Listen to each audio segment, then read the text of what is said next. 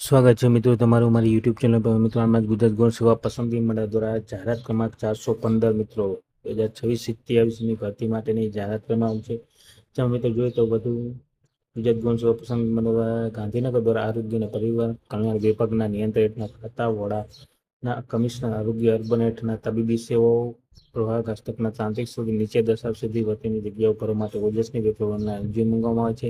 આ ઉમેદવારોએ ઓજસની વેબસાઇટ નીચેના પોસ્ટમાં દર્શાવ્યા અનુસાર ઓનલાઈન અરજી કરવાની રહેશે. ઓનલાઈન અરજી માટેની પરીક્ષા ફી ભરવાની રહેશે. છેલ્લી તારીખ નીચેના પોસ્ટમાં દર્શાવ્યા રહેશે.